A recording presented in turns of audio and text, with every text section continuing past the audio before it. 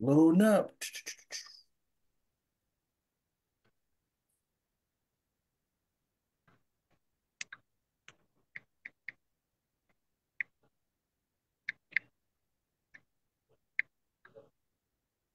All right, can everybody hear me? Yes. Yeah.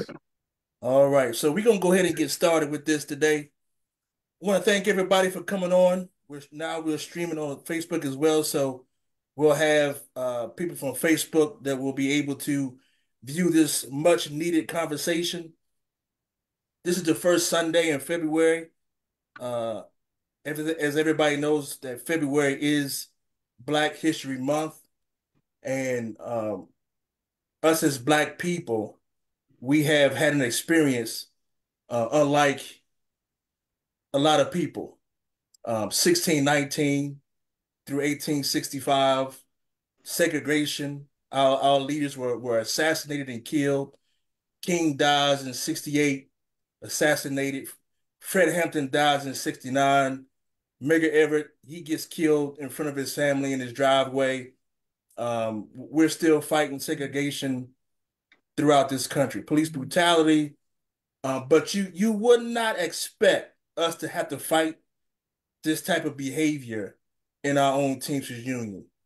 Um, Word has got out with the details about the 13 people who had to sue Sean O'Brien and the IBT for racial discrimination. Just think about that. The Teamsters Union was sued for racially discriminating against people. That's crazy to me. Unions are supposed to fight for equality, equity.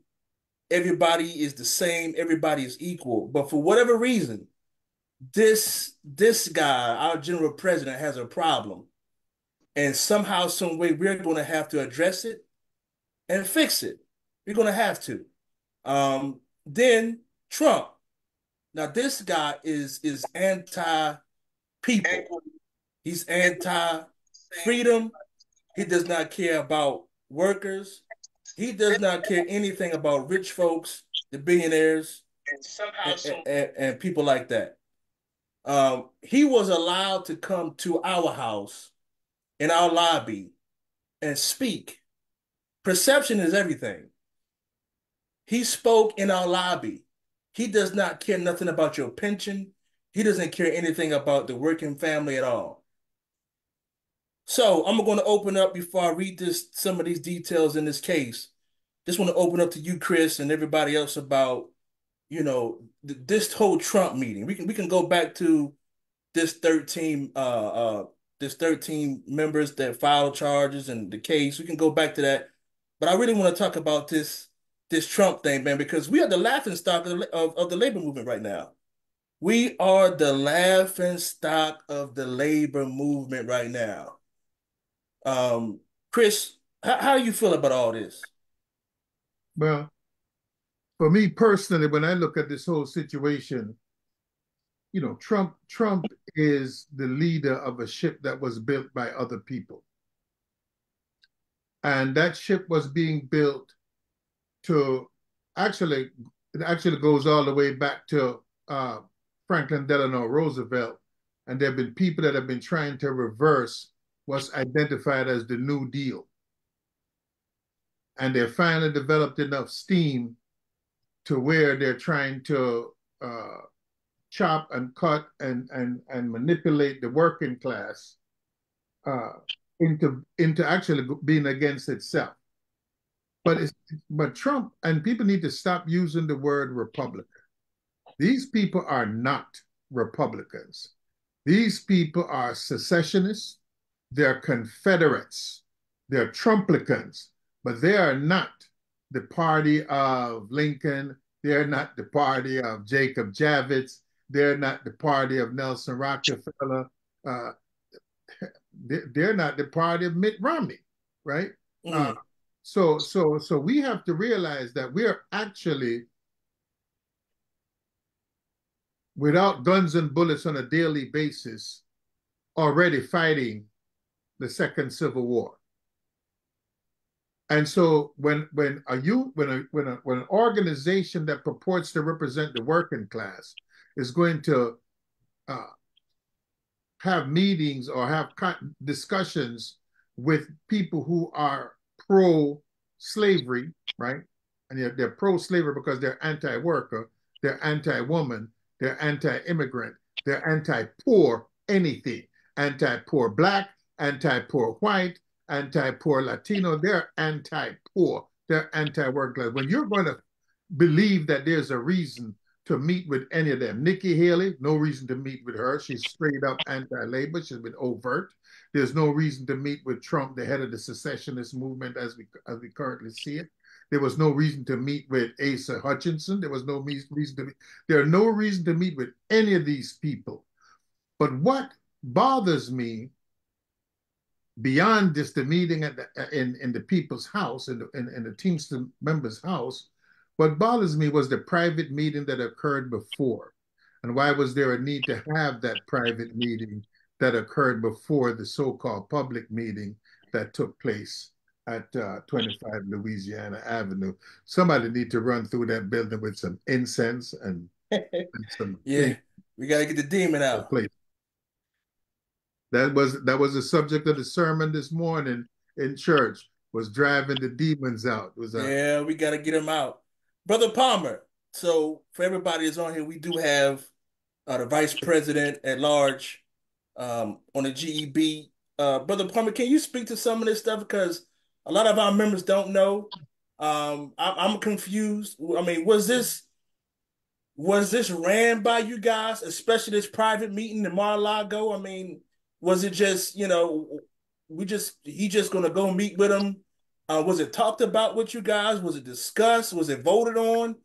I mean, and then there was nobody with him. It was just him, which is another whole other discussion. So can you speak on that, brother?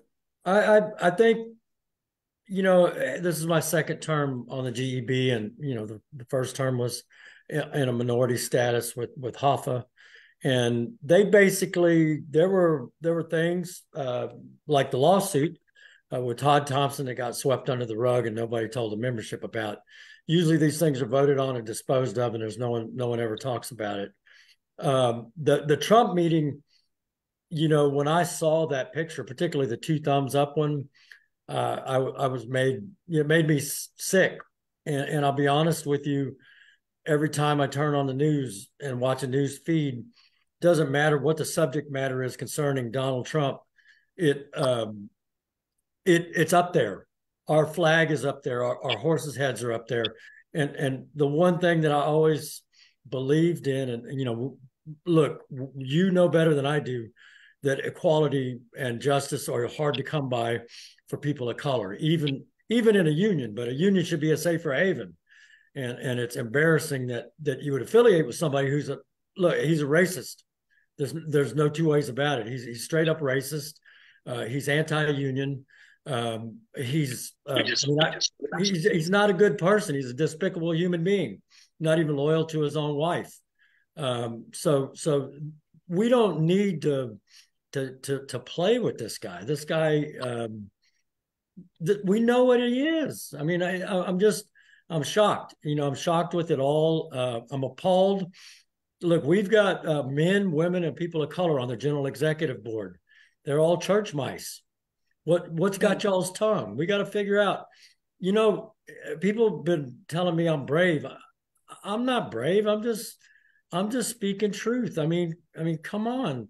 But the fact they try to hide this stuff is sickening, and I'm disappointed in Sean O'Brien. I feel like what's left of my term is to be open. He keeps talking about how transparent they are. Well, I'm going to help him with that. Got you, brother Cersei. Hey, good afternoon. I've just been listening so far. Nothing new for me. I've been pretty deflated by what appears to be, an opportunity for new leadership to re-energize, re-inspire members of this organization. In the first 2 years, this track record is horrible. This track record is bad, and that's only the stuff we know about. Back to John Palmer's point, this is only what we know about. Um, what do we know about? We know that 3 people were terminated and were found to be in retaliation for protected concerted activity and returned to work and made whole. I don't know why we're not all hearing more about that, but a few of us heard about it. So now it's on the list of what we know. That's outrageous. Yeah. By the way, I mean, we seem to be moving right past that, right? Right. That is a major. Like, you cannot be a progressive, reform, true blue unionist labor leader and a bad employer at the same time. You cannot fire people illegally at the same time that you fight for workers' rights and for dignity and respect for working people. They don't mesh.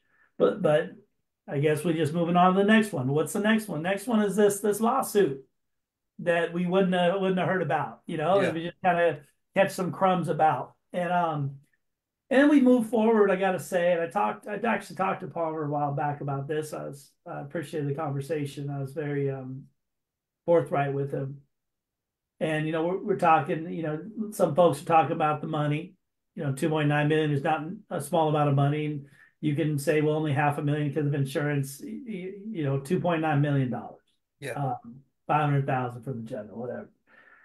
But I'm still sitting here talking about my sisters and brothers were terminated from employment. These are mothers, fathers, grandparents. They were terminated by an email, by a letter, with no performance issues, then demonized with the words they use about us, that we're lazy and we weren't doing anything. We fit the bill, I guess.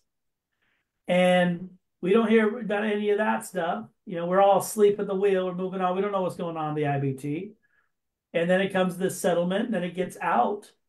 So now we know about it. But I'm not ready to get pissed off about 500,000. My heart's hurting. My heart's hurting for people going home saying, I just got fired, baby. I just lost my job, baby, and I didn't do nothing. Right. And I've said this before to some folks in broad circles and in small circles. I'm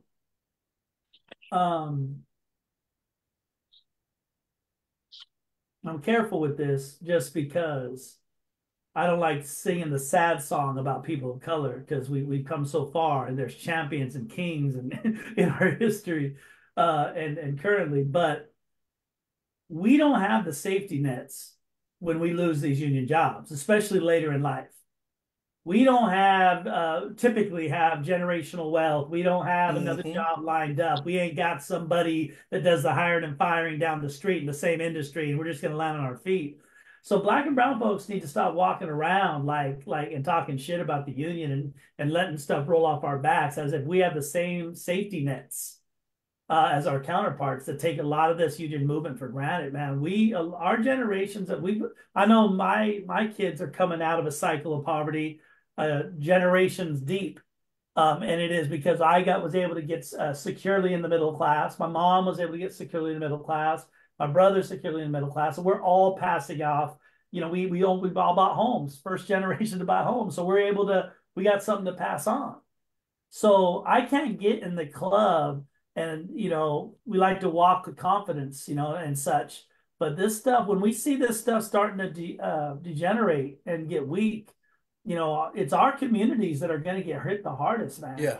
Yeah. Real talk. It's our communities. A lot of us are putting our first generations through college. Every one of us, I bet, can say we're providing a better life for our kids than we had ourselves. That's what I'm watching start to get weak. And honestly, I'm just watching a bunch of white folks complain about it. I mean, some of this shit was written on the wall. I'm sorry, I know we're public, and I just got out of church, and here I am cussing. Let me slow.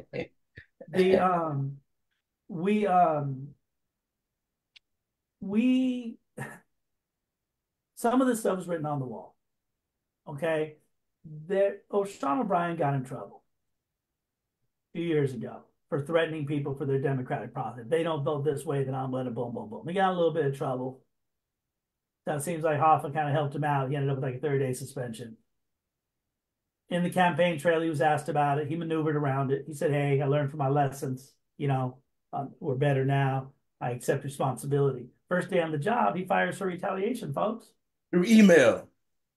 Email.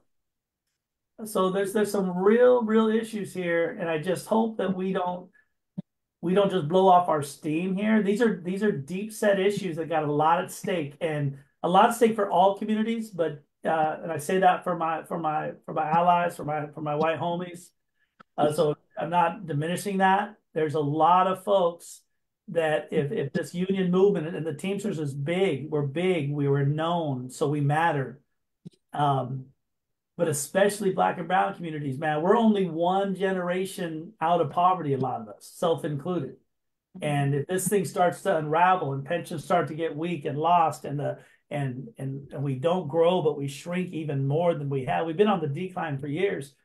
It's a bigger issue than just getting on some Zooms and blowing off some steam. Right. It's a major issue to a lot of communities. I'll digress from there. So I'm gonna share this document. Can everybody see this? So for everybody who doesn't know what John was just talking about, this is the case here. Superior Court of the District of Columbia Civil Division. And you have the names of the brothers and sisters that were involved in this unlawful termination. Right. And I just want to just read, not all of it, right? But this introduction, man, and this thing is crazy. The International Brotherhood of Teamsters, IBT Teamsters, terminated the employment of the plaintiffs who are all Black or Hispanic or both, without warning or justification, by email hours after new leadership took office. Each plaintiff was notified of their termination hours after General President Sean O'Brien took office, capping a union election where race and the need for greater diversity of Teamster membership and leadership played a prominent and contentious role. Rather than maintaining or increasing diversity at Teamsters, IBT fired more than a dozen people of color and turned the organizing department from a diverse department into a majority white department. The termination set back the organizing department's goals of effectively recruiting and organizing non-whites in favor of bolstering the majority white membership and leadership of the union. In total, now this is the part here. In total, Teamsters terminated 72.73% of the department staffers who were people of color, while firing only 28.57% of white staffers. Then the Teamsters proceeded to hire new staff members who were 73.33% white. Now you know that ain't right, but this part here, I want to go back. Now you got to be some type of coward to fire people through email. You got to be. Who does that? At least UPS, they'll bring you in the office and say, hey, man, your services are no longer needed. So the company has more respect, so to speak, right, for terminating their employee. But this guy, through email. Now you know that's a coward move. You know, Hook, the what's at least funny is one of the criticisms that O'Brien had when he announced he was running against Hoffa is that he didn't have the backbone and he emailed him by email or by a letter. So I kind of thought that would be a little bit interesting. So I know we got a few people on here, and I don't want to dominate the conversation because I know we got a lot to get through. So anybody just raise your hand and I can unmute you and then we can talk about this because this is crazy. I mean, I just read a small portion of the introduction and you saw what happened. My man gets in the office, sends an email, hey, you're fired, right? And you saw the stats. You saw the stats, right?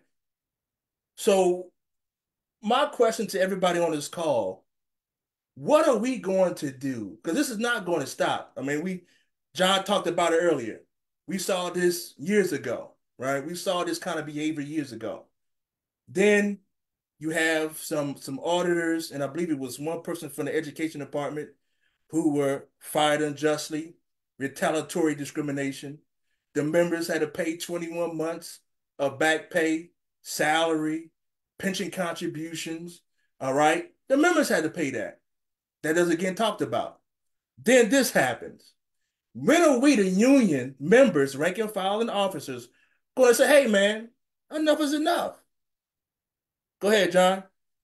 I just wanted to add that at least half of those names on that list were people that I knew, and all of us that work in the organizing a really tough situation, and it's heated, and at times people don't like each other, but I can't name one of those people that wasn't a competent organizer, and it's tragic that and I'm going to mention somebody else that we may all know. Myron Sharp worked in the education department, another African American, 40 plus years in the department, one of the most talented, kindest, just everything you ought to be as a human being and a teamster. And I was assured by Sean that he was going to keep his job. It hit me like getting punched in the stomach when I found out. I got a call from Myron.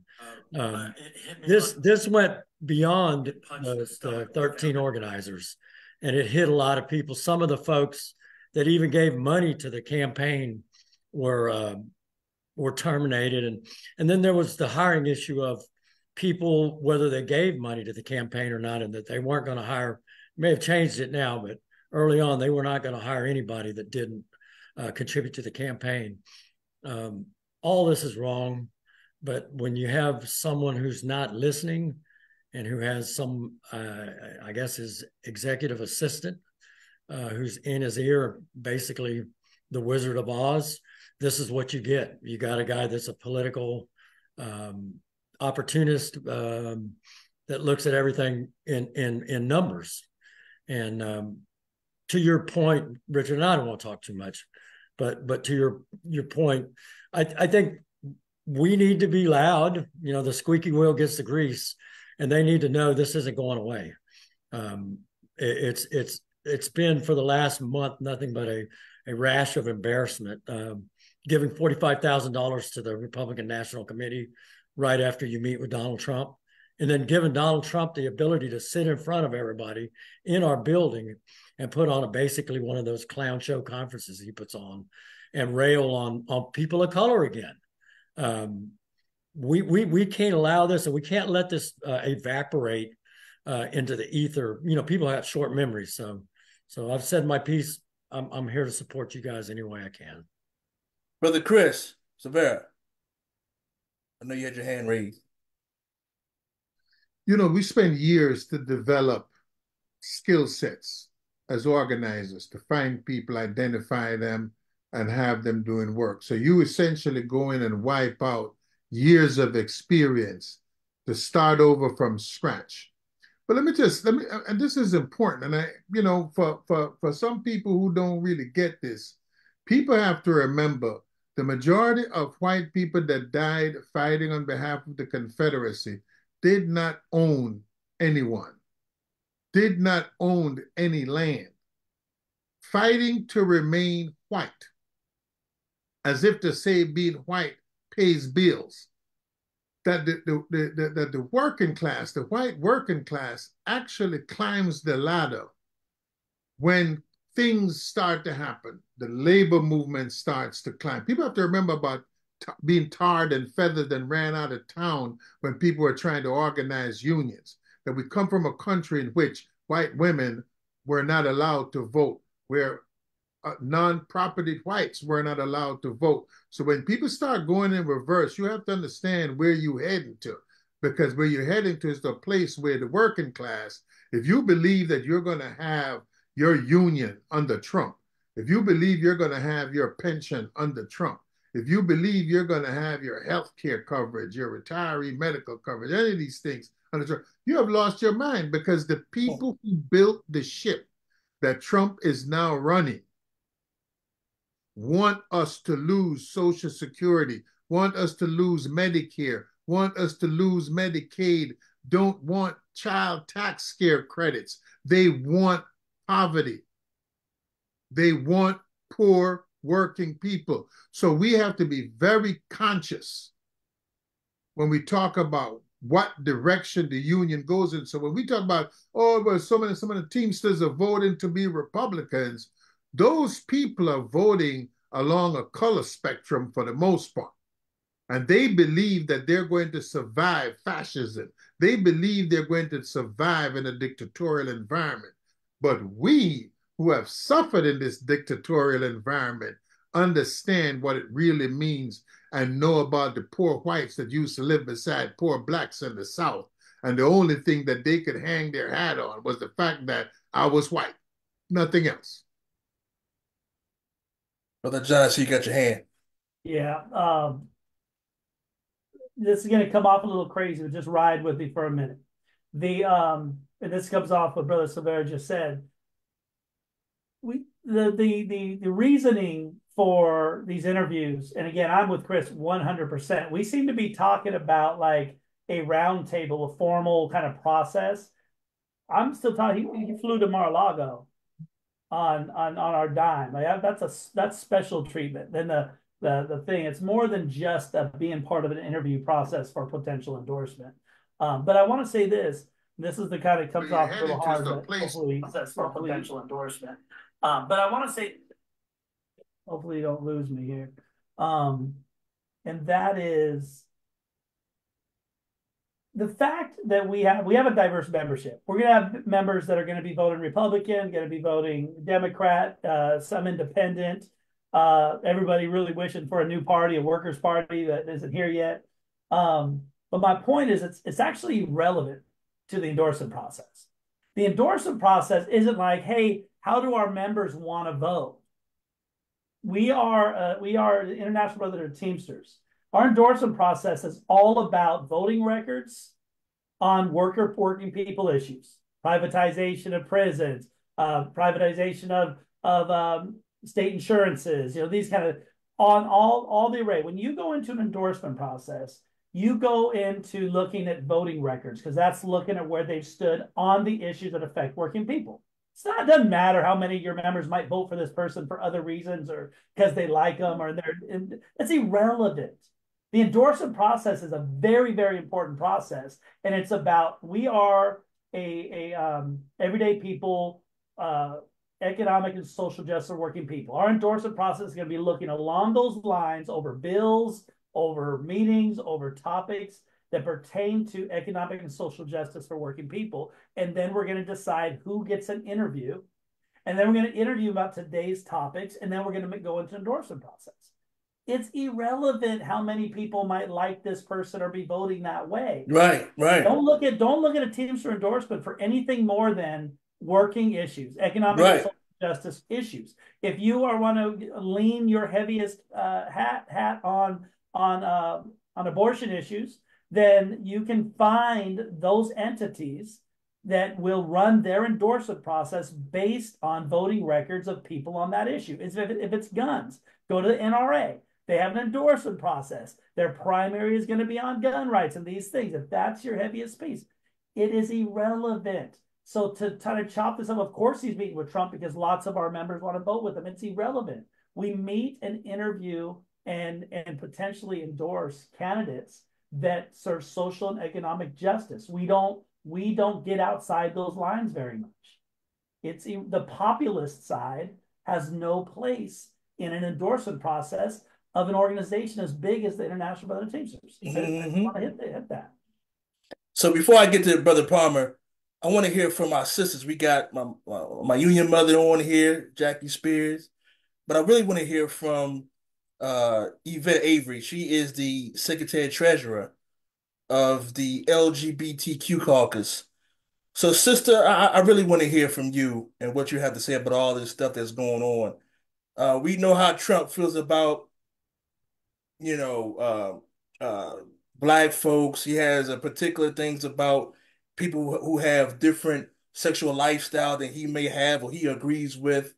And then you have this whole um lawsuit, $2.9 million. So just from your perspective, how do you feel about all this stuff that's going on? Well, sorry, I'm driving, so I hope, and it's raining here in Georgia. Okay. So hopefully it's not too much background noise. But the optics are very troubling. I personally, of course, didn't support the current administration at the IBT, even though I love Brother Palmer. We have our own special relationship, but the optics, like I say, are very, very troubling for people that look like me and look like majority of us on this call to see our union socializing with someone with the likes of Trump in any form or fashion. And then these allegations proven because people are now getting paid Mm-hmm. based on their terminations, based on their racially being discriminated against. It appears that those two people are one and the same. Like, we're a union. We're supposed to be standing in solidarity with one another. We're supposed to be fighting injustices. But if we're looking at the same thing inside our own union so prevalent, we are aware that, of course, we have those types of things inside of any organization. But at the top, I would expect more from somebody who's supposed to be over an organization that's extremely diverse to not be the same type of person we fighting against on a daily basis at our jobs and whatever to keep our members, secure in their places of employment. So, um, extremely troubling. It's hard. I've always been a proud Teamster. It's hard being a proud Teamster right now because we look like suckers to everybody because we Talk out about here. it. I mean, we really look bad out here in these streets. You know We what I'm saying? do. There's no other way to put it. We look bad in these streets Yes, right now. we do. I represent all day, but it's like, not so much because I don't want people like, well, y'all over here. No, we're not all doing that. We don't approve of that. That's Right. not us. That's Right. not everybody. And the whole fact is, did that 45,000 actually get paid? Is my question because I don't want my drive money going to that man. I've been faithfully giving the drive, but I'm gonna tell you, it will cut off because that's just not appropriate. Right. Nobody is giving for that. If somebody want to give to that food, they give it to it out their own money. Don't take, Right. what I've been working hard for and give him a dollar. I'm not with it. So it's very, very troubling, and it's something that definitely has to be done. We need to stand up as a organization and do what's necessary to remove that type of behavior out of our union. It's just not acceptable. I agree with that. We got to remove that behavior out of this organization. Brother Palmer, I got this message on Facebook, and I guess it's going to tie into this whole $45,000 that Sissy Vet was talking about. So now you're on the GEB, and I know there's been some back and forth with you and O'Brien and the rest of the GEB. Um, and the question is, what made you stand up and I guess turn away from O'Brien? Because I know you guys ran together, and I know a lot of people. Matter of fact, I got a text message from another long tenured Teamsters official who sent me a message, and it was something like, we wanted to believe in O'Brien. We wanted to believe in something because what we had before wasn't getting the job done, and we ignored we ignored all the stuff that we knew he was capable of because we wanted to believe in something different. So, what made you, I guess, stand up? Because you're the only one that's really standing up to this guy from the GEB. Everybody else is silent. So, what made you be the one that stood up and took a stand against what's been going on? Uh, I'd have to say that first of all, there's a lot packed into that statement, and I'll see if I can get to it all. I would say that initially when I started looking at the UPS contract and I saw that the part-timers were getting what they always get, and that's the short end of the stick. I saw that the same behaviors I saw with going back to Ken Hall, that what we do to get a UPS agreement is throw money at people, pacify them with money, but we never addressed the real core issues. And I decided to speak my mind. And shortly thereafter, I was the little stipend I was on for the internal organizing department was removed. My credit card was canceled, so now when I travel, I have to pay for my travel and hotels and expenses, and then wait for them, however long they want to drag their feet to reimburse me. And look, I've been blessed in my life. I can put stuff on a card and pay it off. But it's not, it's principle. And when we talked about the UPS contract, we talked about transparency, and then we forced people to sign NDAs. Then we are contributing huge amounts of money to a PR firm called Berlin Rosen to basically sell and message the union. Now, I get that our vision, needs to be positive. That can be done a lot by being in the community and our groups, all the diverse groups we have, being out in the community. But people don't see us enough in the community, enough as a real player in the community as we should be. But I think on the part, we got, I saw one of our brothers from Fort Worth that I believe is a feeder driver, good friend of mine, Tim Kearney, on the call. They're subcontracting the work still. I mean, that was a strike issue. It was going to be $25 an hour. That, all this was a strike issue. And because I stood up and said something, I was castigated and attacked so that's fine. I'm a big boy. I'm 65. You can't hurt my feelings. Anybody who's been in this game long enough knows that people aren't going to like you. So, so that was the beginning, Richard. And then look, Donald Trump is transparently, the word I want to use, but let's just call him a donkey. But he's a terrible human being. I mean, throw out all the other stuff, and to play with him and the Republican Party, which, as Brother Silvera said, drug completely out of the mainstream. Making racism. This is a candidate that told people, come on out of the closet, come on, be who you are. Look at me. Say things about people. He made the comment that Mexicans, I don't know if he said Mexicans, but these people come across the border, which are from all over, are taking Teamster jobs. You and I know that's bull crap. They are not taking our jobs. Most of us have CDLs, all these different abilities and requirements for the work. They're actually making your Chinese food and they're putting I live in South Texas, the roof on your house, that metal roof that they're up there in the middle of the summer.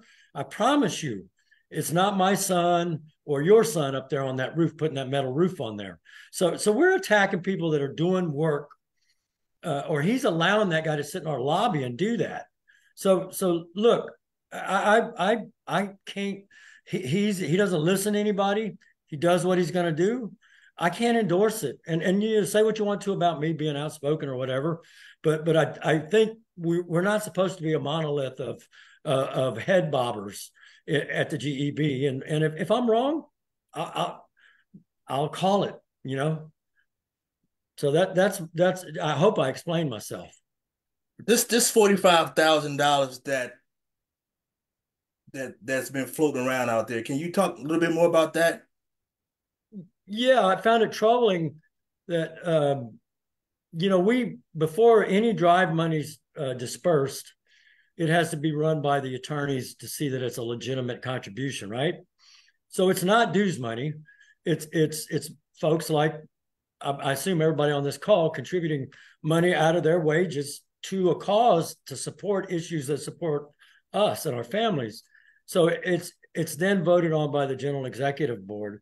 And when I saw that, I can't remember the last time we had a contribution for, frankly, I can't remember the last time I saw a contribution for a Republican cause. Now, I'm sure in locals there are cases where they're getting drive money and supporting candidates that are a little more moderate. But on a national scale, I can't remember that. And when I saw it, of course, my response was no. Now, you know, when we had that same opportunity sitting in that room, we had a pre-meeting on the 31st. You know, Sean asked the room, does anybody object to this? And I said, well, my objection's on the record. You know where it's at. And then the rest of them went around the room and just, you know, kissed the ring. And look, we know people get, some of these guys are getting 2, 3, 4 salaries now. You know, TDU was all about stopping that. Now we can't find TDU's trying to excuse this away as somehow the IBT doing it. I voted to approve the 45,000. You know why I voted? Because if it had gone into DC federal court, we'd have got really spanked, and it was in the best interest of the members. But there was no reason for this to happen. You're talking about the $2.9 million. Yeah, the 2.9. Yeah. Okay. Yeah. There was no reason for this to happen, and this idea that you're somehow leveraging the Democrats. I think that's what they think. They're being clever, leveraging the Democrats by engaging in this game with Trump and the Republican Party. I think that they're missing it, and the fact that somehow I think it also has to do with appeasing the 40-50% of our members that are Republicans, right? Well, and getting elected in this is the sickening thing about all this is it's more about staying in office and getting a paycheck, and it's not productive for our members. Brother Chris, I'm gonna put this. I'm gonna share this up here. Now look at this here. Now, from my knowledge, no other candidate that the IBT met with was able to hold a press conference and use our lobby and to use us as really a, you know, to get some type of, you know, legitimacy to their their running. So when y'all see this, to me, this is so disrespectful. You have a guy here who cares nothing about working people, whether it's union or non-union. This guy, it was allowed to come into our house and use this as a backdrop.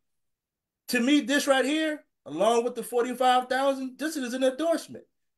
This perception is saying that the Teamsters support me as a legitimate candidate to support working class people. When have you ever known this guy right here to support anybody that works? Not one Republican, not one supported legislation to save our pensions. But we allow this guy right here to come into our house, stand at our podium with thunder and lightning, and speak about like it's okay. I didn't see Cornel West get this opportunity. I didn't see the Kennedy brother. I didn't see nobody. There was no private meeting at their homes. To me, and this is just me speaking, I could be wrong. If I'm wrong, y'all forgive me. Y'all continue to pray for me because I know I need it. And this is just me. I think that meeting with Trump was a signal that, hey, man, we got your back. We're going to do whatever we can to get you elected. Not only that, hey, man, I think Trump promised O'Brien something because there's no way this right here should even happen. We shouldn't be able to see this right here. This shouldn't even be happening. This guy cares nothing about working class people. We're not even talking about the insurrection. We're not talking about him being a misogynist, him paying all this money out to these women because he violated them. We're not even talking about that. We're talking about pensions, collective bargaining. This man right here says on record he wants national right to work. What did Dr. King say about right to work? Since we're in Black History Month, what did he say about that? Right to work strips workers of collective bargaining. It strips their power against the employer. And this guy was allowed to come into our house and and just desecrate who we are as Teamsters. Brother, seriously, I see you got your hand up. Go ahead. Yeah, this will be short, but the obvious question. If for some reason we decided that we want to ask very specific direct questions to the most likely Republican candidate, being Donald Trump, this wouldn't be a general discussion about labor. This wouldn't be a general discussion about things. This would be, you have a voting record. You were president for 4 years. We need to ask you about things you've done and specifically about things you've said and things you're going to do. Yes, enough. My point is that they would be very, very specific, deliberate. So think about that for a minute. They asked questions, they got answers. I would hope that this forum went to the big one and says, right to work. Will you veto it if it hits your desk? Will you protect unions and working good paying union jobs? I would expect that to be the obvious question on the list. Whatever questions they asked, I'm giving them some credit here that if you're going to meet with them, I imagine you got some very low hanging fruit of things you want to know. That's already in their hands. Why aren't we knowing? We asked him about right to work. We did sit down with Trump.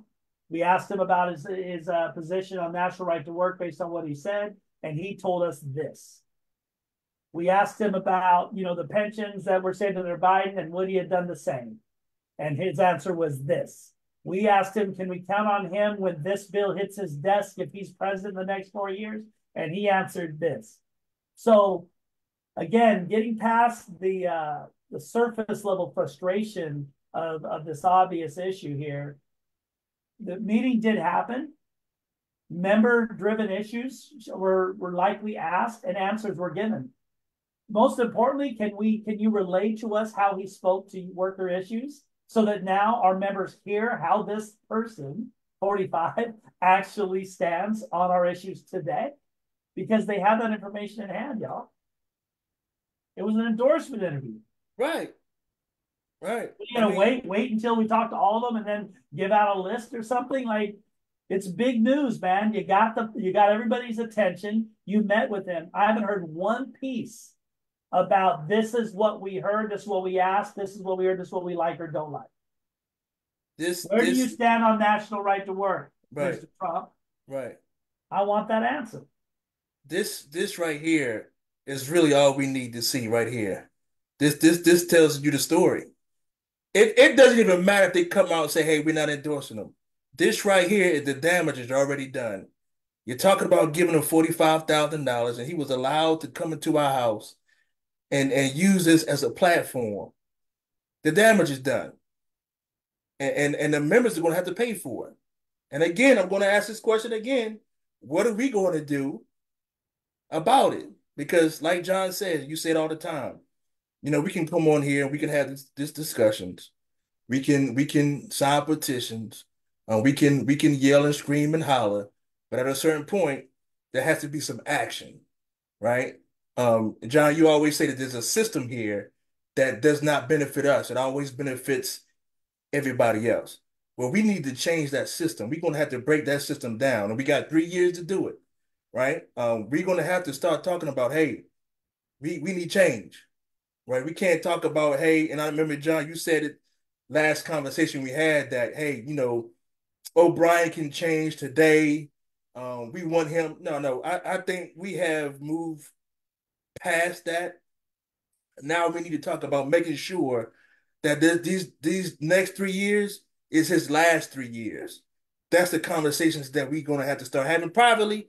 No, we can't do them on this here, and because how people talk and this, that, and the other, but we need to start talking about this is it, right? Because we can't afford another $2.9 million. We can't afford Trump to come back and act like he's a friend of labor, right? We can't, continue to turn a blind eye and say, hey, we're going to keep paying this money for him retaliating against people, and the members got to fit the bill. At a certain point, fear has to go away. I get it. I get it, right? He intimidates certain people. He puts fear in certain people. And I get all that. But at a certain point, that fear is going to cost us more than what it's costing us right now. Go ahead, brother John. I see you got your hand up, and we got brother Chris. I just wanted to say real quickly, I was on the phone, I guess, Friday night with a reporter from one of the newspapers. I'll leave their name anonymous at this point, but I was told that the Trump campaign was giddy. That was a word that was used in the conversation I had with this reporter about just the video. Sometimes you may have mentioned it earlier. The appearance is worth more than any sort of video or talking point or anything. And I truly believe, every time I watch TV now, that's the backdrop to the Trump discussion. And so how smart is it? I mean, I'm with you. I can't put my finger on the entire motive, but surely with the consultants and all the muckety mucks that you got hanging around you, somebody had to know that either this is where you wanted to go and it was going to produce something that you thought you needed. I can't believe they were naive enough just to walk into this. This seems very premeditated, and it makes it even more disturbing. Go ahead, Chris.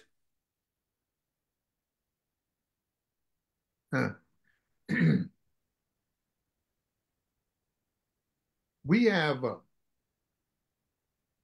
if you look at the world as it's structured right now, China, the wars that's taking place around the world, there are questions about what does America look like 10, 15, 20 years from now? And can America function and continue to function in a transactional manner? And what is the impact to the working class, right? So do we believe that we can have someone who really does not care?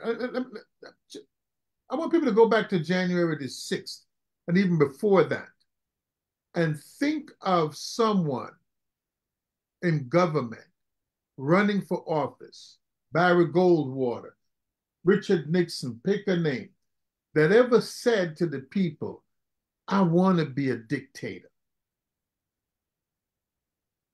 Think of a state that looked at the Supreme Court decision. Now, this is not a Supreme Court that is considered liberal by any means, that rules against Governor Greg Abbott in Texas. And the result is we should break away. That rules on a voter suppression or gerrymandering case in Alabama, and the state of Alabama ignores the will of the Supreme Court. This is a movement to the destruction of the United States of America as you understand it today or yesterday. When you don't have, when a judge rules against me, when an arbitrator rules against me, I don't get up in front of the arbitrator and go, F you, this, that. You get to go along and you fight another battle another day at the ballot box. Sisters and brothers, you got to understand that America will not survive another civil war, physical civil war, or even an electoral civil war. When you have a government in which you have a bipartisan bill on dealing with the border, and even the Confederates, Lindsey Graham and them are saying, hey, man, this is as good as it gets. We should just do this. And you have 4, 5, 6 people who are following the will of of Donald Trump, saying, no, you better not bring it over here. It's dead on arrival, even though this is a bipartisan piece of legislation. People need to be very concerned. Now, I just want to go back to how people think. There's a thing called the New England Pension Fund that General President O'Brien is the labor chair of this fund. Donald Trump could have passed the Butch-Lewis Act and did not. This bill comes over, and I'm a little bit left of the Democratic Party, so I don't believe that the workers' future is going to be delivered by the Democratic Party. But right now, we don't have our own ship. And you got to figure out which ship you want to be on if you want to be safe trying to get across the ocean. His pension fund was bailed out by Joe Biden.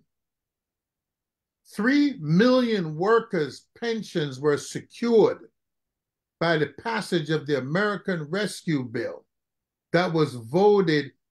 No Republican voted for the passage of this bill. How many, Chris? 3 million. Now, how many Republicans voted for it? None. Right? So you have to ask the question, right? Because this is people's lives. These are people that work 30 years, 40 years, that are working currently towards their 30 years, 40 years, trying to get to their age to retire, whose pensions were secured by Joe Biden. I got my issues. Yeah. I got my issues, right? Particularly around the genocide in Gaza, right? I got my issues. But like I always say, politics is complex. And when you go into that ballot box, it's not a simple A, B, C, 1, 2, 3 answer. It's a complex thing that you're making a decision about. But he secured the pensions of over 500,000 Teamsters. Trump could have done it and didn't do it. Trump could have passed an infrastructure bill that's going to provide numerous jobs to Teamsters and millions of workers across this country over the next several years. He didn't do it. Right? Ron DeSantis just got beat up by a judge for retaliation, right, against a prosecutor in Florida. So we can see there's a pattern of behavior on the Confederate side and what seems to now permeate our house, because we have a house in which I'm looking at you. You say, General President O'Brien. General President O'Brien is one member of a board of 20-something people. Those 20-something people approved this meeting in Labor's house, approved this picture, right? This press conference in Labor's house, approved this trip to Mar-a-Lago, right? So I'm not just looking at General President O'Brien. In fact, I'm looking less at him and I'm looking at these 20-odd other people who are not standing up and speaking out. And I'm going to tell, because I see all these people chit-chatting. Let me tell you something. My concern in life is one and one only, and that's the advancement of the working class. I don't give a rat's hoot about billionaires unless they help in the working class, and I haven't met any of them yet. But I can tell you this, and I advise people who went to high school presumptively and can read and write, go and study history and see how unions survived in dictatorial environment. Pick any country, anywhere in the world, and see how unions survived in those dictatorial environments, right? And when you understand that, because if you look at this thing, the more democratic, because America was never born democratic, let's be clear, but the more democratic the country became, the stronger the union became. And as it unraveled post-1966, there's a gentleman named Ernest Calloway who organized the Red Caps, who is famously associated with one of our great Teamster leaders, Harold Gibbons. And Ernest Callaway identified in 1966 the stagnation of the growth of the working class. And if we understand that these things we build up slowly and we slide down slowly, but we are now 7% of the population, 7% of the working class. We're still probably the most critical 7%, 7% enough to stop this economy from moving tomorrow, but we do not have the mass that we used to have. And if you recognize that we have lost ground in terms of making advances going forward. So now, if you want to get into, I don't defend, I thought James Aron Carey squandered opportunity. I thought Jimmy Hoffa squandered opportunity, and I think opportunity is being squandered now. I thought President Barack Obama squandered opportunity. I thought President Trump squandered opportunity to benefit working America. I don't care about Democrat, Republican. I don't care whether you like Verma or Trump. I want to know, Verma or O'Brien, I want to know how these things impact the working class in terms of moving the working class forward, in terms of getting to some place where we have universal health care, in terms of making sure that we protect, not just protect, improve and advance Social Security, in terms of creating the mass of people who used to have pensions. There is no reason why workers at McDonald's can't have a pension if you look at the value of McDonald's. There's no reason why workers at Amazon shouldn't have a pension when you look at the value of Amazon or FedEx. So we have to be thinking about these things within the context of moving the working class forward. And that's what I'm about. That's what I want to be on board about. And I do not believe that the interest of the working class was advanced by meeting with Trump or any other Confederate, not Republican, Confederate. Anybody that stood up, that voted support the insurrection, that threw up a fist for the insurrection, that voted to complete the impeachment, all of those people, as far as I'm concerned, are anti-America. And by being anti-America, you're anti-working class. And so I have no interest in any meeting with any of these Confederates, Nikki Haley or any of them. They mean nothing to the working class. Nikki Haley told Boeing, you can come to South Carolina, but do not bring that union. So why am I, as the leader of the trade union movement, going to meet with Nikki Haley about what? What are we going to discuss? And so therefore, sisters and brothers, we have got to look at what we're doing in the context of the working class and advancing our cause.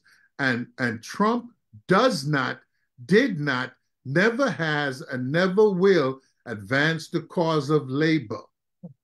And that's what we're dealing with here. And so we have to become very conscious of not getting into defending O'Brien because I supported him and I'm TDU or whatever.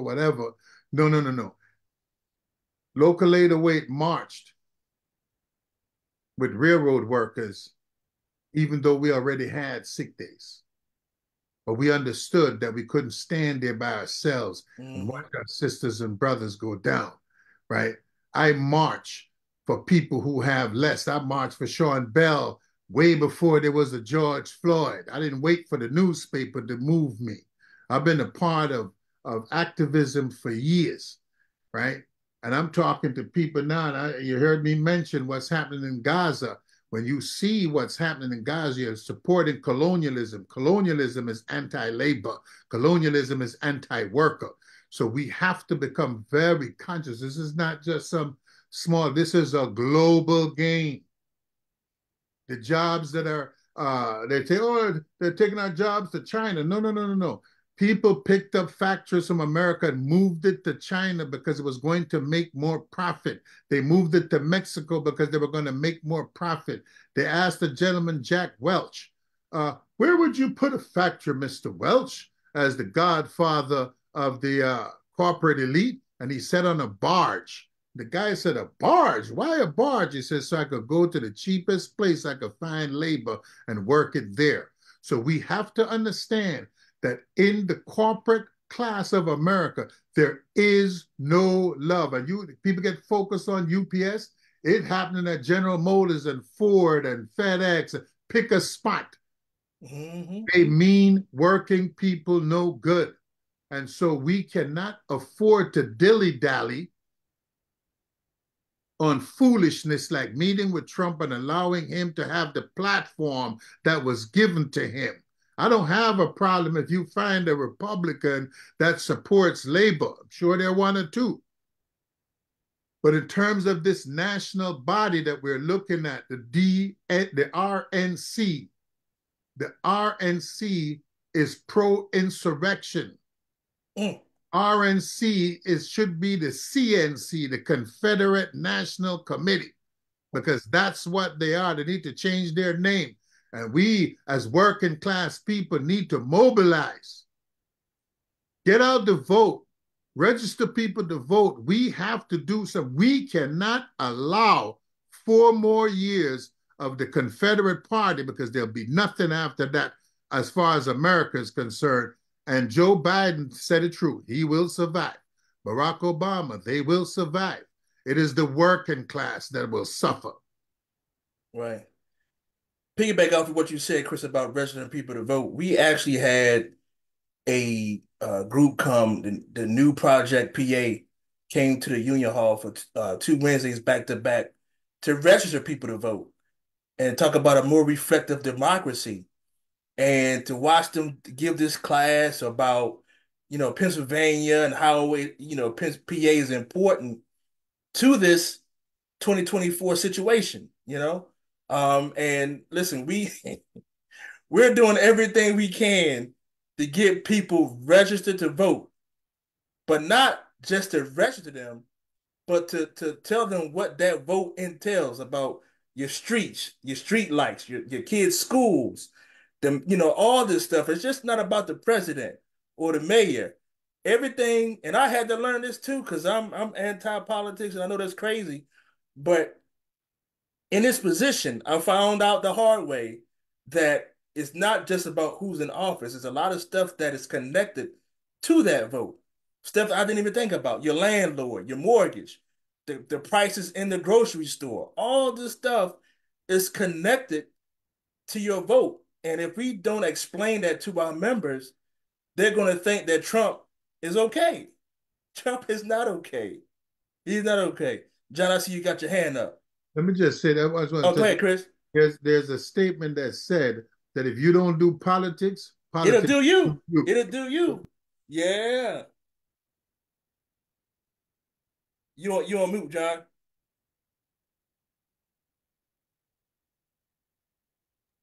All right. So I want to tap in that point you made, particularly when it comes to education and how it impacts poor people. And to Chris's earlier point, poor white folks suffer just as much as any other group of people, with the exception that they do benefit from the color of their skin.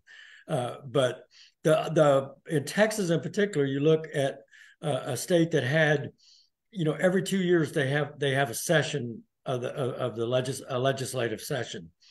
Governor Abbott, the wonderful human being that he is, that catches people in wire and buoys and lets them drown in the Rio Grande, kept that session open so they could fund vouchers for rich people so they couldn't send their kids to public school. And that's a real problem. My wife's a retired public school teacher, but that's a real problem because it impacts poor people. The money goes. Why does a guy that's living in a McMansion in Dallas, Texas, have to need help from the federal government to send their kid to some private school? And that takes money away from some kid that's on a meals assistance program that, just trying to get some sustenance to go to school that day, and it's cutting the funding of the teachers and the quality of the child's education. That's how diabolical this is. And to your point about the agencies, the National Labor Relations Board, all the National Mediation Board, OSHA, all these things have been defunded by corporate America. I just was on a call yesterday about, it's been a year since the East Palestine I believe that's Ohio, if I'm not wrong, where the train flipped over, and the horrible conditions these people have now. They can't work. They're, a lot of them have cancer. Their houses aren't worth nothing, and they have no health care. There's a move to pass to get Biden to pass a law that supports these people in their health care. And this wouldn't have happened if we hadn't cut the safety regulations on the trains. So, we do have to. It's education. We do have to get to our members and explain to them that this is why we can't tolerate this. Now, people have a right to do what they want to do, but we shouldn't be pandering to half of our membership because we want to get elected. That's just not serving the membership. Yeah. Brother, I'm going to jump in real quick. Go ahead. And I've just pushed back on that last piece you said, John, respectfully. I honestly don't believe. I think the narrative here is that meeting with Trump multiple times. I'm going to keep on saying, and all this was pandering to a chunk of members, a large percentage of members, whatever you want to call it, that support Trump. I think that's a scapegoat, actually. Going back to what this is an endorsement. It's a legitimate, important endorsement process. There's a vetting that goes through on people that you're going to spend resources on to interview, to send letters. I remember Iowa 4 years ago, whatever. They sent out like 4 questions, and they had to get responses to the 4 questions for the candidate to come to the forum. And if the candidate didn't want to fill out the questions or answered them in opposition to any of these key priorities, they were vetted out. So I just think that when we say that this meeting happened and this dialogue is happening and these platforms are being created to pander to members that support Trump, again, it's irrelevant. Well, our members a large percent of our members are not going to vote with the Teamster endorsement. But the Teamster endorsement is about social and economic justice, and we have voting records. This is day one shit here. It's a formal process, and the only folks that make it to actual face-to-face dialogue are vetted through based on voting records, elements that we already know, or questionnaires. Questionnaires go out on key subjects, and they all make sense. And then we can let people know we did meet with Trump, because one of our questions was any candidate that will be endorsed by us must be opposed to national right to work. Trump didn't return the survey question, or admittedly was honest, said he supports national right to work. Their members is your answer of why we did not interview Donald Trump. So it's not about pandering to. That's an easy explanation. Hey, a lot of our members support Trump, so well, I guess you better meet with everybody. We got a diverse union. Yeah. Love them all, respect them all. So you better just meet with everybody, because don't try to act member-driven now. I mean, let's be real. Don't try to act member-driven when it's convenient. And one piece that I want to add to this conversation,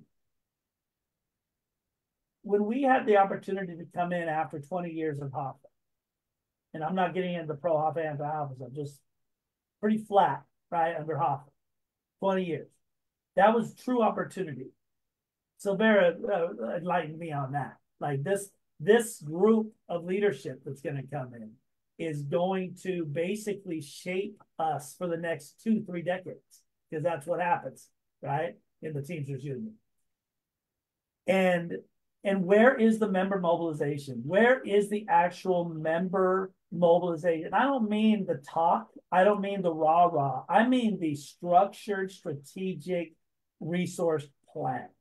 And it does not exist. We have 2 years of data, setting these horrible terminations to the side. We have 2 years of data. We have voting turnout data. We have all this. We have enough data in 2 years, which is the major push of a newly elected board, to say, hey, how does our voting turnout and UPS contract compare to last time? Where do they say? And we're not moving the needle. I don't believe we're moving the needle. And then we're going into a divisive 2024, 2025. I mean, we all know that. We need to be preparing ourselves and our members for engagement. And I have not seen that done other than the popularity of the word being used. That's a real plan. Like, you want to talk about where we are. We want to talk in a forum about what members care about. How about we get them in the room somehow, some way? How about we figure out a way to do better polling and have our fingers on the pulse of working people, not just our members, because our endorsement goes way past Teamster members. Mm-hmm. Way past Teamster members, man. I mean, from that podium, Trump went in there and misinterpreted Teamster's stance on immigration, on border patrol. You know, I like to, O'Brien had to come behind that and clean that up. But I mean, man, damage is getting done here. But Yeah. more importantly, progress really isn't being made, man. And that's what even the folks that really supported O'Brien, yourself included, John, we're all talking about the energy that you believed in that he was going to bring to inspire and mobilize our membership. We're 2 years in, man. We're coming up on the halfway point. And after the halfway point, guess what? Internal politics start to matter even more. Yeah, Lordy. Yeah. Mama Jackie, man, you been quiet. I know we got Carl Reekers, Brother Dwayne, Michael Thompson, Amir. I haven't heard from you guys, man. You guys want to say anything?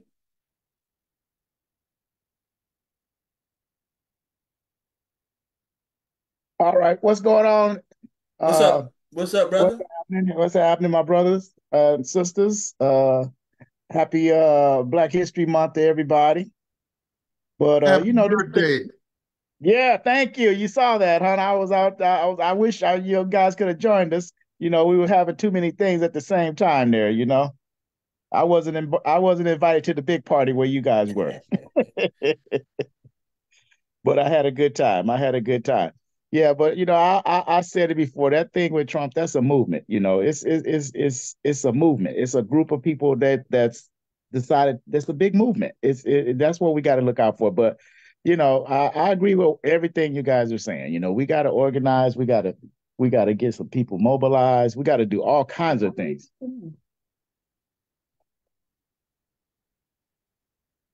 I agree, brother. Chris, you wanted to say something. Look, I'm looking at you. No, Michael just kind of fell off there. You know, this is a battle from a working class perspective about whether we're going to advance our cause or whether we're going to fall backwards. Because we ride and fall with the nation, right? At the end of World War II, a gentleman came out and he made a statement. He says, and I guess he was critiquing his own behavior, if I'm not mistaken. First, they came for the communists, and I wasn't a communist, and I didn't speak out. Then they came for the socialists, and I wasn't a socialist, and I didn't speak out. Then they came for the trade unionists, and I wasn't one, and I didn't speak out. Then they came for the Jews, and I didn't speak out. When they came for me, there was no one left to speak out.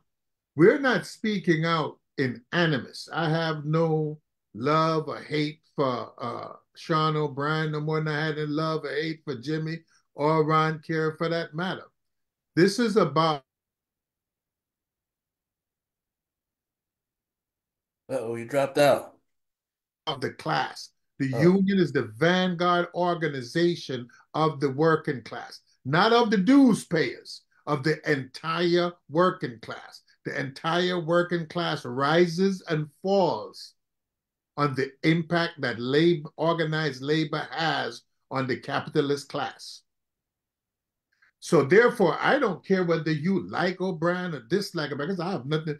Well, was not a fan of his when his people went on strike, but Local 808 sent $1,000 up to Boston to help those people. And when he started the scholarship fund, Local 808 contributed money to the scholarship fund, because the more scholarships we had, the better it is. So I don't deal with like you, don't like you. Right. We ain't going bowling. I'm not coming to your daughter wedding, none of them things like that. I don't need to like you. What I need for you to do, sir, is to move the class in a manner that is going to be pro-labor. And hanging around with someone do you realize that people went to the Congress, the United States Congress, and defecated, destroyed, and they talk about they loved the blue, but when the blue told them to leave, they wouldn't leave. These are people that have no respect for law and order. They have no respect for the Constitution, and they have no respect for anything that impugns in any way their whiteness and what they believe it authorizes them to be able to do. And that is bad for America. Chris. So, his behavior is reprehensible in terms of how it's going to impact the working class on a go-forward basis. Chris, thank you for that. I want to hit something that I want to underline something Chris just hit. This is not an O'Brien thing. I mean, we got to know that. That's another narrative. That's petty. What you're hearing Silvera talk about, everybody on this call, and what you're hearing him talk about and hearing me try to talk about is saying his politics of this man is lifting the importance of what we're worried about here. It's not an O'Brien. That's petty. Make it about O'Brien. He didn't do. John Palmer got eliminated, getting fucked with. That is low level stuff. I'm a victim of some targeting right now. That's petty stuff. We're talking about a major organization, the Vanguard, as Chris put it, that is getting toyed around and played with some weird little puppet show, not touching the issues that actually matter. Okay, we're not hearing nothing about Palestine, and before Palestine started, we didn't hear much about when Israel got attacked. It's like the head down. These matter to many people, and here we are. So being quiet, dodging and moving around, getting distracted by internal local union politics and targeting, and again, petty issues. So one thing for folks when we're talking about it, we talk a lot and we don't get scripted. This is what I like about Hooker's piece on this. And when we put this together, there's no script here. There's no agenda sent out in advance. Yeah. We just come in here and we start rapping. And there's a lot for folks that aren't in the political arena in this international union. There's a lot of political capital getting spent. There's a lot of risk being spent when our mouths are moving. Our mouths are moving, and we're putting this on the table. Oh yeah, to illustrate the elevation of our worry here. Real talk. This is not a petty little O'Brien did this and I don't like him because of this. And I've seen some of the chat on the Facebook thing. I want to scream it's bigger than UPS. I want to scream it's bigger than this, that, and the other. It's literally petty. We matter. And when Chris raises how important we are and the podium that we have, when we can also fuck that up by our silence on issues and on our navigation of the issues. Either way, we're impacting the world, you guys. This is the Teamsters Union. I think we start to forget that. We've been around a long time, through a lot of things. We got as much negative history as we got positive history, right? But we've been here through it. We've sustained. We're known. We are powerful. We represent working families across the country that literally live or work in every zip code across this country. We literally matter. But that doesn't just mean we either do great or we just are neutral. We can do bad. We can cause bad. We can endorse bad.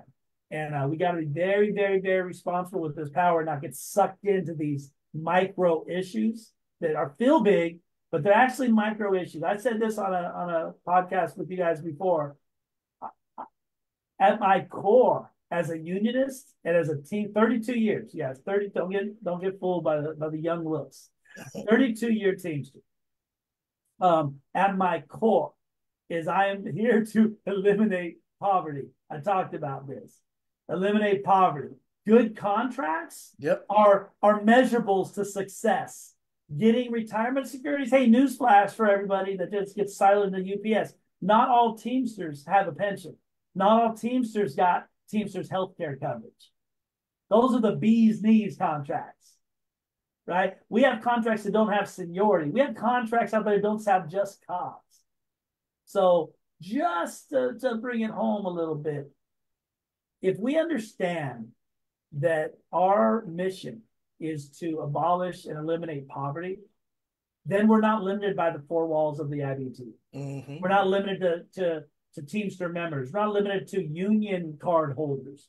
We're not limited to American working families, right? We're humanitarians. It's poverty and everything that comes at the viciousness of poverty, and eliminating that makes everything that we do worthwhile of celebration. To secure and large contracts nationwide for UPS, move people forward, right? That's great. Boom, boom, boom. But when we start thinking about our mission is to secure a contract for a small percentage of the population, if we Teamsters make it our mission to take care of our members solely, we are leaving 97, 98, 99% of working people behind. Yep, and you're right. Our own demise. We are managing our own demise. So you better realize how big of a ship you're actually on. And once you realize that that ship impacts lives, you better be a little more thoughtful about who's running. Mm-hmm.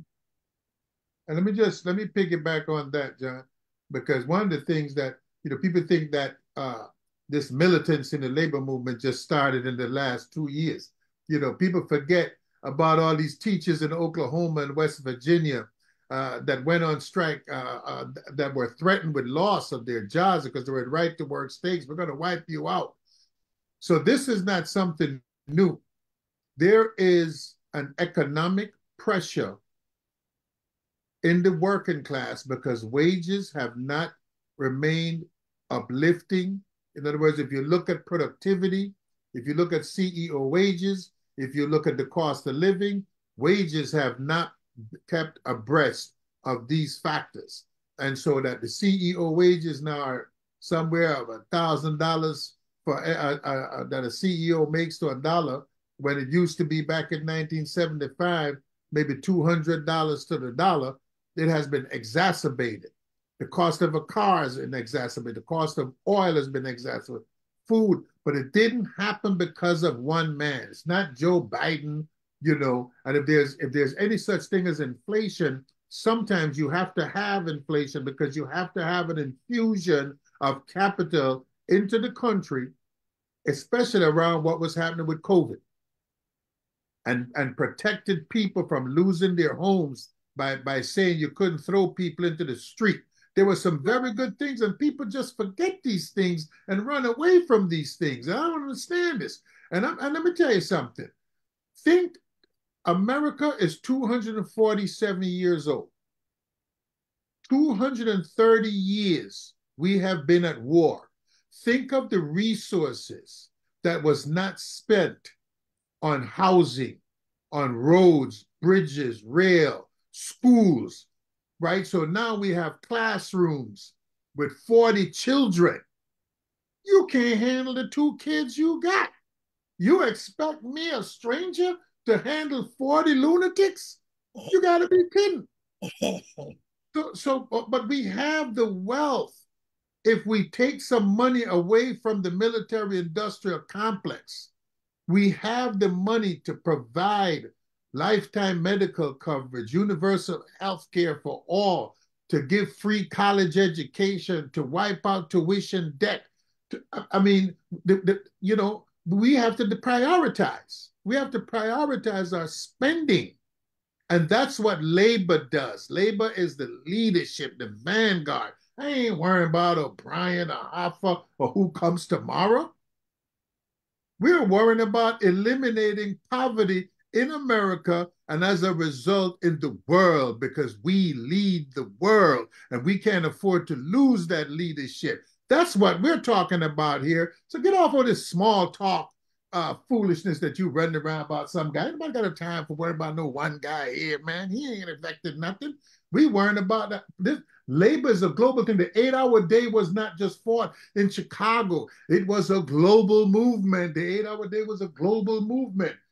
Fortunately, they still celebrate in the rest of the world. We have lost our mind here and allowed capitalist America to misdirect us. I want to remind people we're building now for the Million Worker March. So all you Teamsters mobilized and what have you, I'm reaching out to all of you to talk to me, call me up. We are mobilizing for a Million Worker March in October because we have got to have our priorities correct. We have got to have our directions correct. So I'm reaching out to you, and I want to thank you all for trying to move that Yeah. Resolution Yep, at the absolutely. EU convention calling for a ceasefire in Gaza. I want to thank you for doing that. And I ask you to reach out, man, because we're doing a nationwide mobilization because we need to turn workers out because we have to end right to work. We have to create pension plan. Every job should be required to have a pension plan. I don't need a cheap burger. I need a good burger. You know, a burger that provides a living wage because today McDonald's is now a real job. It ain't a job for high school kids anymore. It's a job that people are using to pay rent. Yeah. Yeah. Working at Starbucks is a job that people are using to pay rent. So we have to elevate that in America. Tell me some corner of America where $7.25 still makes sense. I'll tell you that $15 an hour don't make sense, right? So we have to turn the heat up on corporate America to raise the wages of all workers. Workers in America today need a 50, 60, 70% wage increase now, not over 3 years, not over 5 years. They need a instant 50% wage increase right now because that's where our bills are. Yep. You know, what kind of jobs are we creating in America? Baristas? No, we need industrial jobs. We need to reindustrialize our country. We need to compete with the rest of the world, car for car, truck for truck, train for train. Of the 10 fastest trains in the world, none of them exist in America. We are so far behind. Get a passport and travel the world to see what's happening in China and in Singapore and in other countries and realize that the reason they have to tell you you're the best is because they ain't the best no more.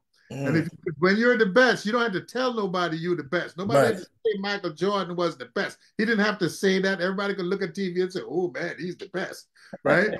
So we have to understand this as the working class.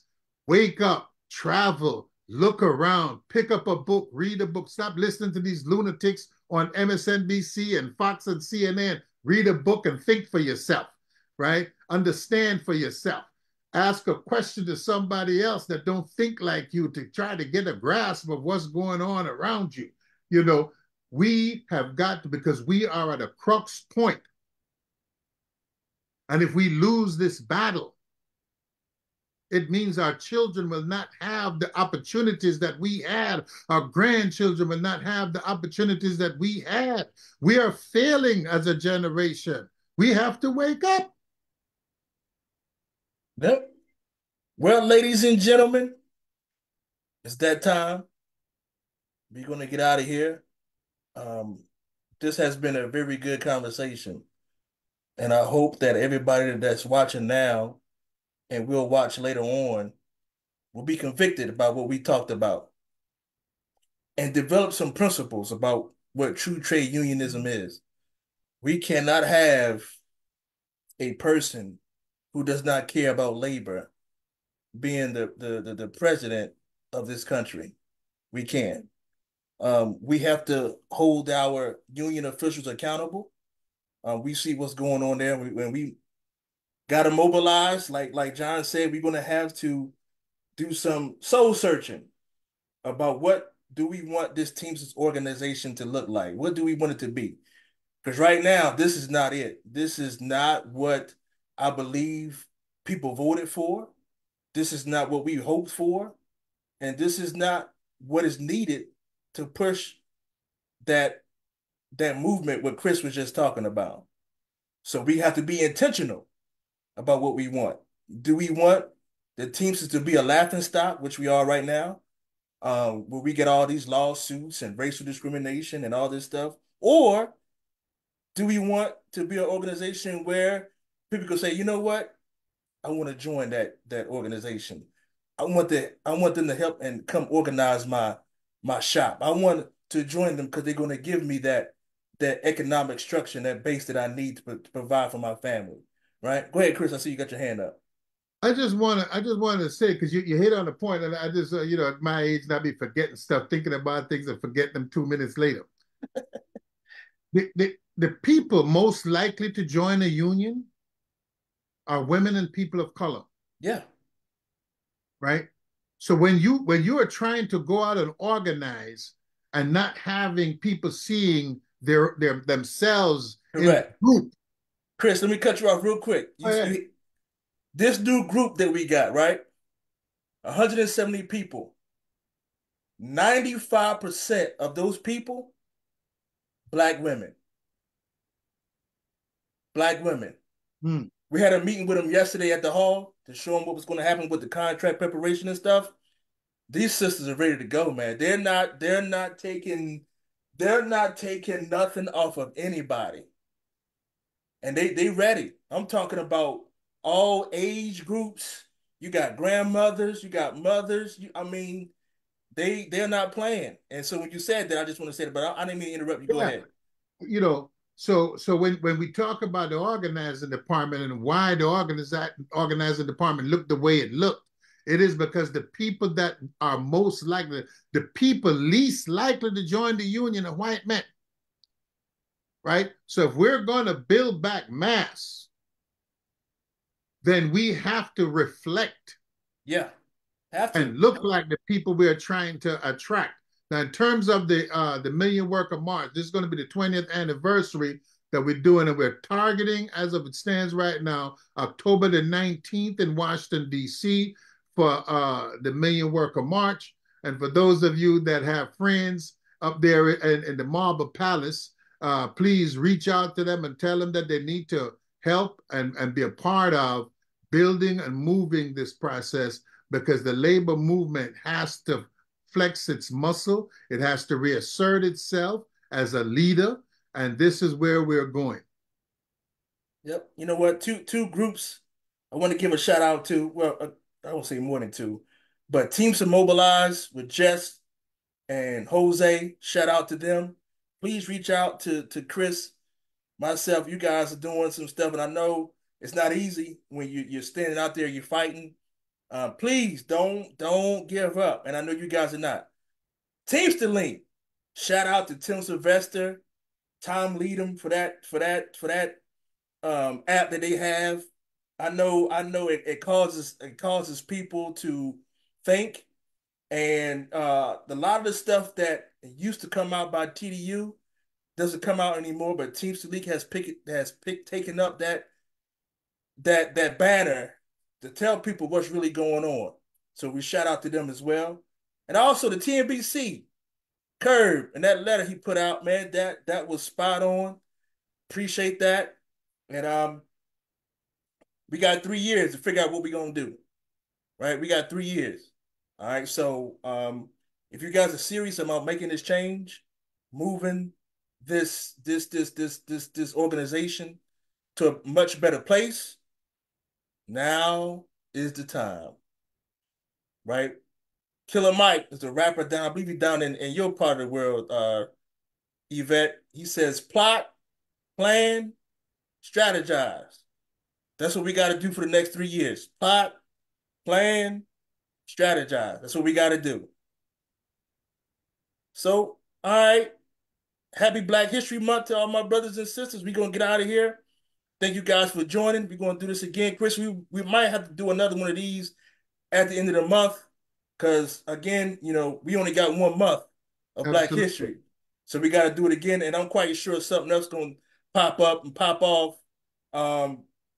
We got some things that we didn't get a chance to talk about on this call, so I want to touch on them at the end of the month. The last Sunday in the month, we're going to do another show. Yeah, I would like to, because the question that was posed about this being our Edmund Pettus Bridge moment. Yeah. This is a year of 2024 where I believe that we need to be having a mass gathering in Montgomery that we need to recreate the crossing the Edmund Pettus Bridge. We need to recreate uh, the 50-mile march from Selma to Montgomery. Yeah. We need to have our young Teamsters, young working class people realizing that those things are not yesterday. They're as much today as they were then. You know, the Yeah. voter suppression, the refusal to, to make voting easy, right? We put them these blockades in voting and what have you. But we have the power to flip these red states, so-called red states. I don't like the term red states because I ride through all them states and I meet very nice people in all them states. But we have the power. If we can get half of the eligible Black voters to register and go to the polls, we can have a supermajority in the Senate. And this is so this is my argument, and you'll hear me say this on YouTube later this month. We need a supermajority. We need to say to the Democratic Party, we're going to give you a supermajority. And within the first 100 days, you have to pass these 10 bills right here. We need to say, this is what we're looking for in terms of improving Social Security. Everybody should be paying their Social Security. There should be no exemption to Social Security. You understand what I'm saying? You pay from January to December. We need to, make Social Security real, right? We need to make Medicare more secure. We need to make Medicaid more secure. We need to build a supermajority in the Senate, a majority in the House, right? And then before we do it, with a demand. Here's our 10 demands that labor has that you have to accomplish in the first 100 days. And then we give them that supermajority. And if they fail that, sisters and brothers, I have said it then, and I'll say it again. We need our own ship regardless. Yeah. So February the 25th, we're gonna come back, have another discussion. There's a lot of stuff that we didn't get a chance to talk about today. Some things that recently happened that we didn't get the chance to talk about that we want to talk about. Some more disrespect to Black officers that we want to talk about, but we'll talk about that on February the 25th once we get some more information. I want to make sure that we tell the story right. I don't want nobody to come back and say that we lying. My man already said that we lazy and all this other stuff. I don't want him to come back and say we liars too. So we gonna come back. I just sent you something because they are doing something here, going to Selma on March the 3rd. Okay. Leaving from the Atlanta North Georgia Labor Council is doing something here and taking a bus trip down. So that's something that we'll be doing. But I just inboxed you, Hooker, so you can see the flyer. Okay, cool. You got my number. Yvette, can you send me a copy? Yvette, okay, this is I got Jackie. y'all. All right. I think you got my cell number too. If you send that to me. Right. And can you, Yvette, you can send mine to my personal email. You have my email address? I'm not sure, but I got your phone number. I'll text you. Okay, that'll work. And I'm doing this because I'm trying to make some people take TNBC to Montgomery or Birmingham. So we can have a serious. I don't hide and skip around. But I want them to go to Birmingham or Montgomery. They're an hour apart because in and around there we have the Legacy Museum, we have the Memorial on Lynching, we have the Tuskegee Airmen's Museum, we have Tuskegee Institute, we have where Rosa Parks got on the bus. It was one of the largest. We have a mass of things that we could do to mobilize our members. We don't need to be going to no party joint. We need to be going to a place where real things are going to happen. So I'm sorry, Curb, but I had just, you know me, I'm always putting things out there. All right, ladies and gents. So our Edmund Pettus moment, we still going to talk about that. That's it. The 25th of February, we'll pick it back up. Listen, we got to make a decision. Either we're going to stay on this side of the bridge, or we're going to go over the other side like our ancestors did, face all the challenges, meet them, beat them, and win. So let's do it. All right. All February right. 25th, 4 p.m. See y'all soon. All right. All See to you the then. All people. right, everybody. Have a Bye. good one. Bye. Bye.